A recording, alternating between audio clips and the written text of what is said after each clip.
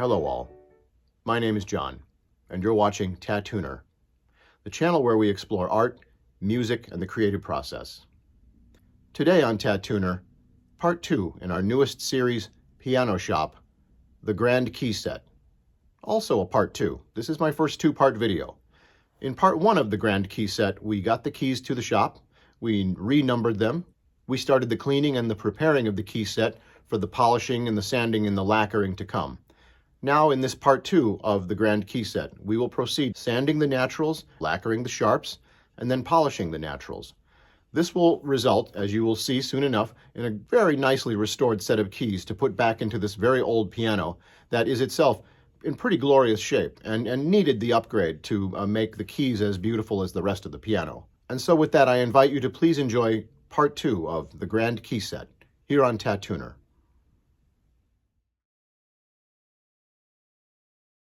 Now we're going to move to the sanding. Now we're going to tackle the sides of the naturals. Our principal tool for this operation is going to be the sanding sponge. The sponge has a nice rigid, flat, dimensional surface, but gives a little bit at the same time. It's just what we need. Sandpaper, too spotty, too uneven. Files and rasps, too aggressive, no need. Let me show you the basic idea. Take your sanding sponge and go like follows.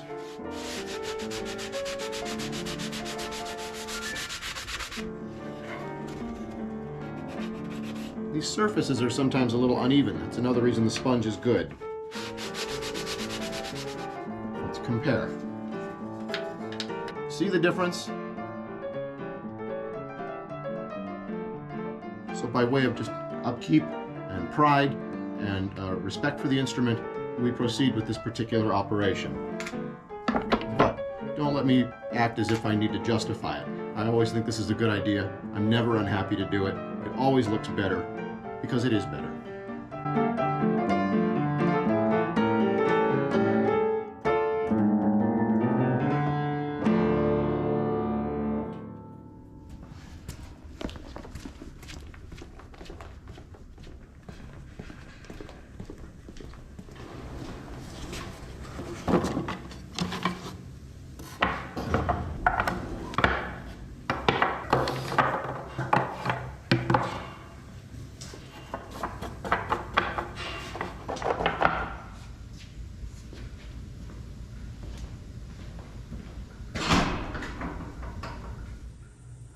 All right, everyone, so we've moved the keys to another location to do the sanding, to deal with some of the dust. Also, there's a little bit more abundant natural light over here. So the keys are here, and here's a set of keys gone by from a very short little upright. A colleague was breaking down, and you can see key sticks in all those holes are where these used to be. Those are the leads, little pieces of lead that give the keys weight so that they feel right under the player's hand.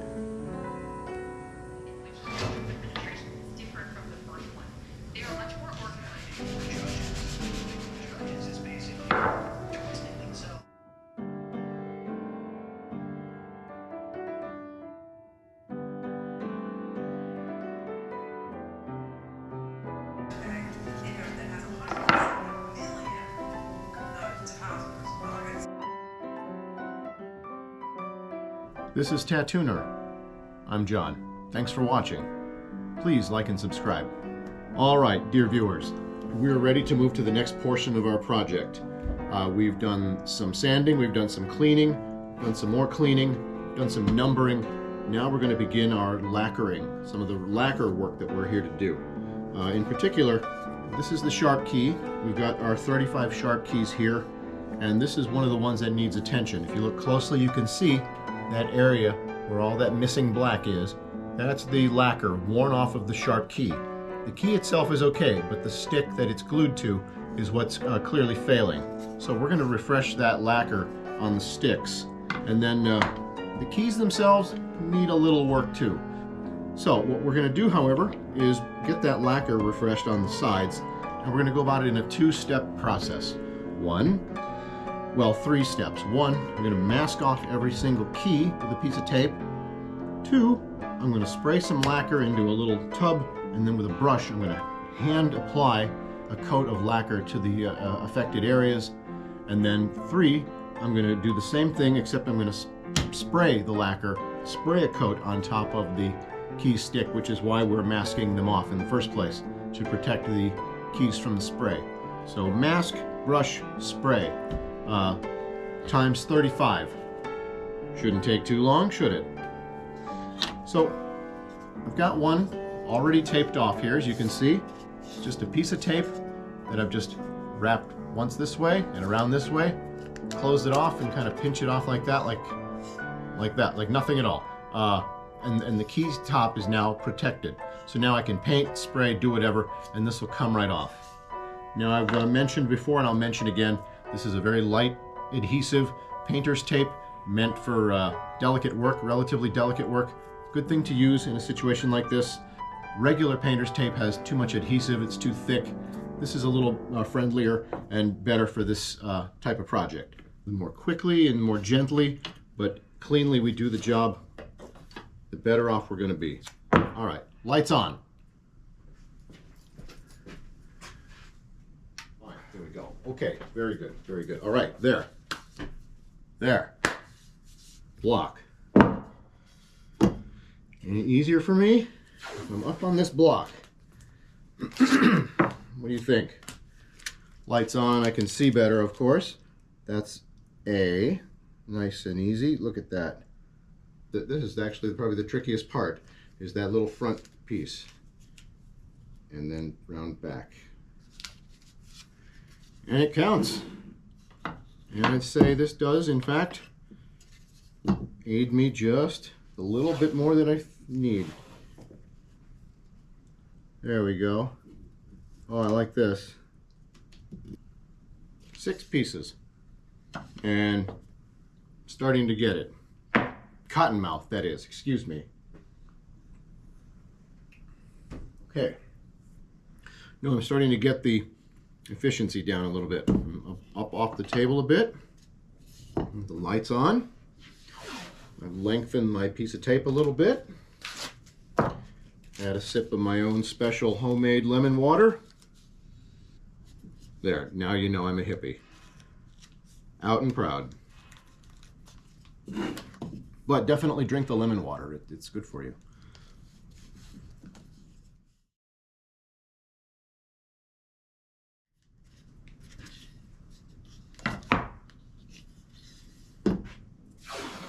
All right, we're wrapping up here. Relatively quick. I like that. Who doesn't? Done. Fatto in Italian. Okay, 35 sharps masked off with the tape. Nice and easy. So with that, we've got to start this process here. We need one more thing. We kind of need the solvent to clean the brushes and deal with the lacquer one way or the other. Let's see. Oh, I have a thought. Hold on. Lacquer thinner. Marvelous. Now, also we need a cup. A cup, and finally, what I like to use is just a hunk of nice durable cardboard to blot excess out in. It looks like I was using this same brush for lacquering at another point. Looks like it's coming right out, cleaning her up very nice. So there, good, good. Now another reason why I like this rigid cardboard is well, rags and papery, paper towels and things can contain static charges, which can cause a spark, which can cause things like solvents to ignite or even explode. Look up oily rags in painting houses and contractors' stories and things like that. See what you find. Anyway, one thing I like about blotting your excess ink and such, or your Bondo or whatever you got onto a hunk of cardboard like this, is check it out. You gradually do yourself a little abstract painting.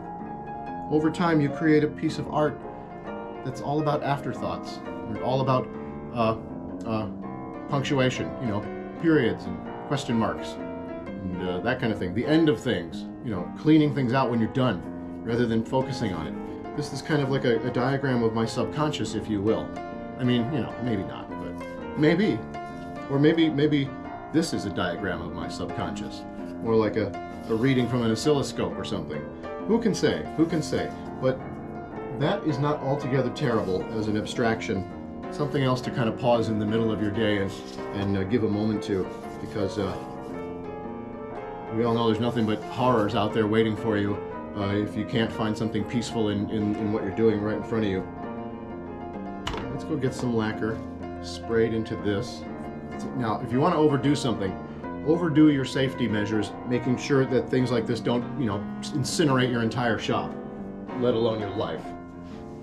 Get down on the concrete floor there, whilst I go load this up with our first bunch of lacquer. Here we go. This is Tattuner. Thanks for watching.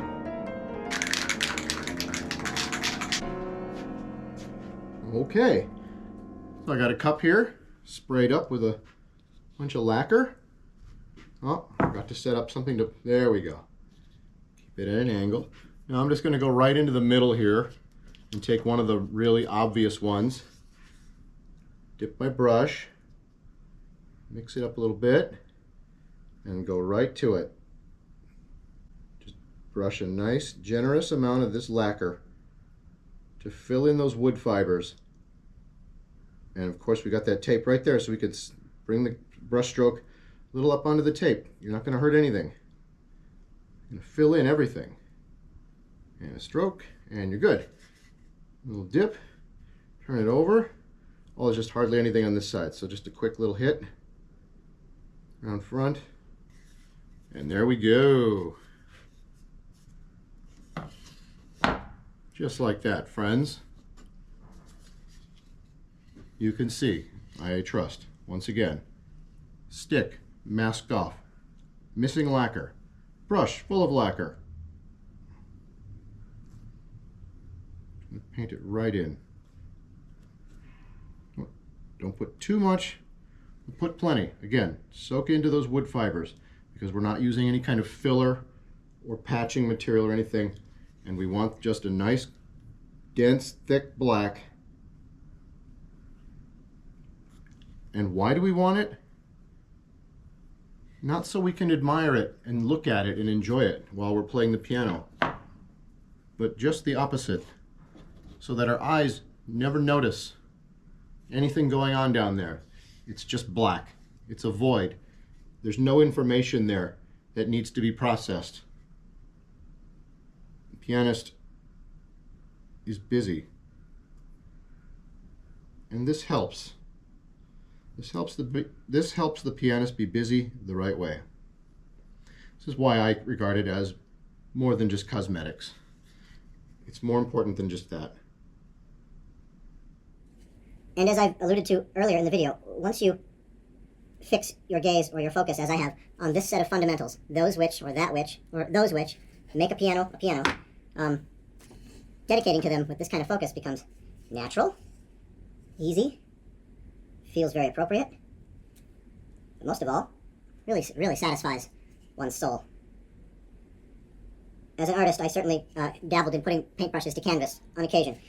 I was never really one of those persons. That calling, I did not hear that calling. I've certainly heard others, and certainly involving brushes and painting, but not that kind. The classic artist with his easel and paint box and brush is not a mold I ever fit into. I'll tell you what, I had a friend who did. His name was Mike. Mike Kranz. K-R-A-N-Z. Kranz. Mike Kranz. Feel free to look his name up. He'd been gone a long time, so I sincerely have no idea what you might find if you did. However, what I do have are several of his paintings around my shop. And Mike and I grew up together.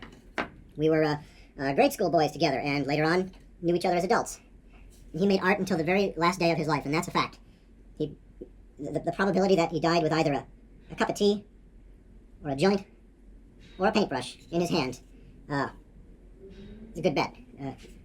That happened. One of those three happened. There's no doubt about it. The man did nothing but paint his whole life, and I watched it happen. We inspired each other quite a bit, actually. He was fond of what I did. I was fond of what he did. So, yeah, we will definitely have a look at Mike Kranz's fine work. A man who did know what to do with a paintbrush on a canvas. Couldn't have been a more natural, couldn't have been a more comfortable, obvious fit. I mean, frankly, I feel like I have the kind of fit with pianos that Mike had with painting. I mean that even more so than I ever had with the amount of satisfaction and fulfillment I got out of being a professional artist. You know, as an illustrator and a fabricator and all that I did for so long, I did my darndest. I had many good experiences. But in the end, I was often very unhappy. Very unhappy. Thing is, I know why now. I can look back on it now and understand very easily what was going on. Wasn't only unhappy, I also had a lot of trouble making a good living. Seemed like success really eluded me. Though no one disagreed that I had talent, or that I wasn't personable, or professional, or knew what I was doing. Anything like that. I seemed to have all the right stuff. But one. All the right qualifications but one. And all the while I was doing it, you couldn't have pointed this out to me because no one could have known it but me. And I was blocked. Like on the other side of a brick wall, 20 feet high, I was blocked from seeing the truth. It was only when pianos came along and inspired me and enlightened me to my own situation that it suddenly became obvious why, despite all my ability and drive and ambition to be a successful artist of some kind or another, it just didn't seem to be happening for me. And you know what that reason was? I never wanted to do it. I didn't really want to do it at all. I did not enjoy my career. I was just, on a fundamental level, very well suited for it. That's it. It was just my strongest natural ability. And since I couldn't be bothered to go to college or learn anything or whatever, or be taught, I was just content to take my talent and my enough attitude for 9 guys and just go it alone on my wits and on my ability. And yeah, for a while it worked, like decades. I didn't do bad, but as far as really killing it, really knocking it out of the park, the whole time I was like, this isn't really what I'm into. This doesn't really get me off. This isn't really my passion. It's just my best skill. This piano stuff here that we're doing, my passion just stepped into the light on the first day. Before the first day. The first day came because my passion for this made itself obvious very quickly and opened a door of possibility going, oh, you think you might try pairing your skill as a craftsman and your eye for design and creativity and ideas with the art and the practice of maintaining this instrument, keeping it in tune, keeping it playing properly, keeping it looking nice. The contrast between how I felt about my art career and how I feel about my piano career is as stark as the white and black of these keys. And that's no joke. That's no joke, friends. And it took only a matter of weeks, months to really, truly verify the situation once I hit upon the idea of this being in this line of work. Thank you, Blaze. By the way, my dear friend Blaze was there the moment I had this light go on over my head, and I was talking to him and said, so there's this whole industry out there that looks after pianos, and you know, you're called a piano technician when you do that. Interesting. What do you think? You think I think I'd probably do that? What do you think? And he's like, oh, dude, what are you kidding me? You'd be like amazing. You'd be like one of the best ones out there. I'm like, go on. Let's not get carried away. But no, that was more than 10 years ago, friends. That was more than a decade ago.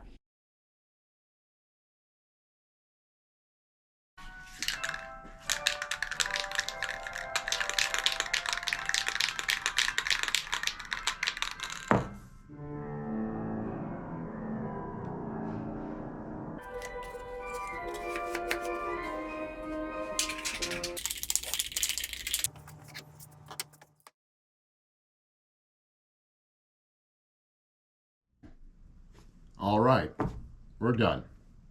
I think. We're going to check them over. Anything we might have to add a little extra spray to or whatever, we'll add it. And then we're going to peel this tape off, and then if it lifts any additional material or whatever, we'll touch up anything we got to touch up.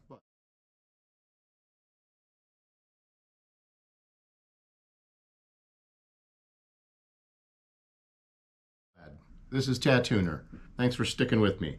Our key project is going along great, and our goal is at hand. Our principal goal and our final step, which is going to be the polishing of the naturals. The white keys on the piano are called the naturals, and the black ones are called the sharps, as you know. So with that, I think I've got things pretty well set up over here.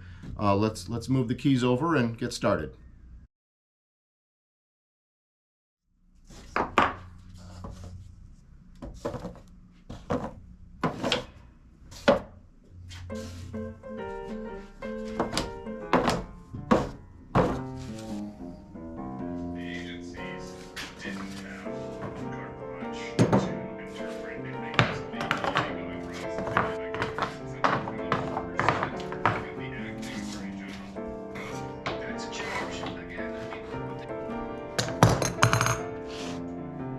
All right, so we're out here now at the wheel, and I've got my plastic rouge, and I've got my plastic buff wheel and my plastic polish wheel.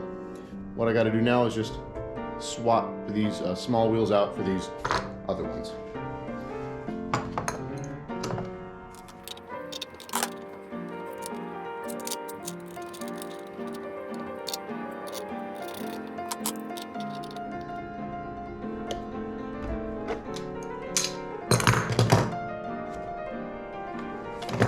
All right, we got our plastic buffing wheels on, got our compound, got our keys out.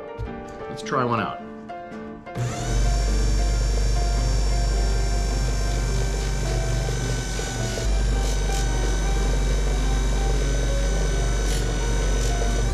Wow.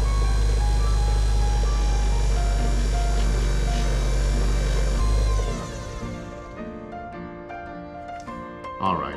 I appreciate you won't be able to see this on camera, precisely speaking, but I can promise you, dear viewers, this piece I just polished just lightly with a little bit of this plastic compound is clearly much smoother than this next key over, which still has its scratchiness and a little bit of dinge on it. Oh, that's wonderful. Okay, successful test, and there is only a cup of coffee and some focus between here and our goal. Excellent. All right, let's continue.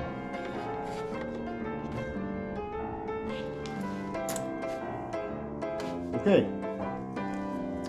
All right, I'm gonna finish buffing these keys, but really quickly wanted to make sure everyone watching understood the importance of a mask and safety glasses. I'm sorry to have to deny all of you the clear view of my handsome, but bear with me just for a few minutes while I do this thing.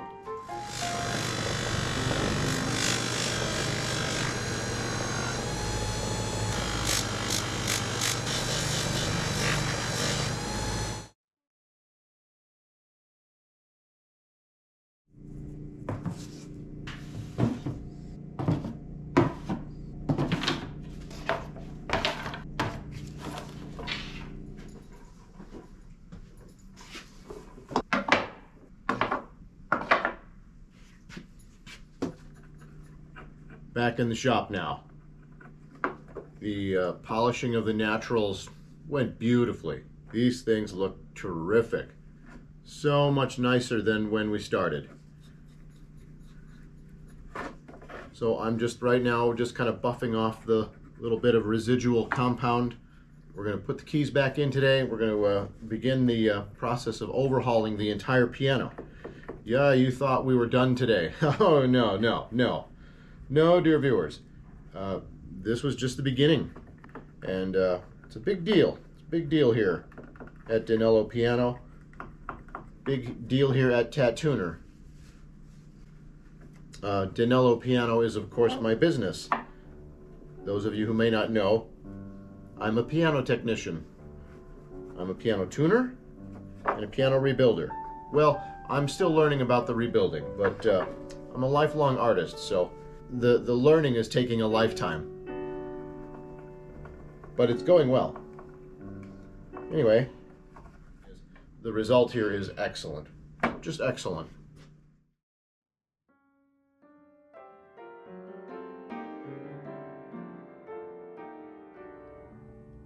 All right, friends, let's have a closer look here at all our hard work. The sharps, we would like to strip that lacquer, but that lacquer does look pretty nice and clean, such that it's still there. Our key tops, likewise, look over here. Oh, look how shiny and nice and clean. All that scratchiness and whatnot is gone. Certainly reduced down to a minimum. So these keys look much better than when we started. And that's just the outsides. Now let's move to the inside here. This was in the middle of the key set, if you recall, where most of the side damage was. And look what we got here. Look at these sharps. Nice and dark, top to bottom. Look at the sides of the keys, the naturals. The wood there, also nice and clean. Yeah, a little residual there. We're still cleaning these up, but look how much better. Look how much nicer these are. So when the eye looks down such that it will all you see is black. You don't see details. You don't see age. You just see piano. All right. Mission accomplished, friends. Looking good. Looking good. Yeah, looking better. There we go. Looking even better. And now, looking all together. Look at this. I feel like a street vendor making some kind of really aesthetic food that you can't wait to pay your $1 for and wolf down. All right, everybody, step right up. And there you have it, my friends. The grand key set. Everything came out really well. I'm very happy with the result of the work. And I want to thank all of you for watching and sticking with me through this lengthy subject. I do promise to bring you many more like it in the coming videos and in the coming days here on Tattuner. So please like and subscribe. Help support the channel and make it something we can share with the entire world. Until then, my name is John. Thank you again for watching, and please, everyone, be well.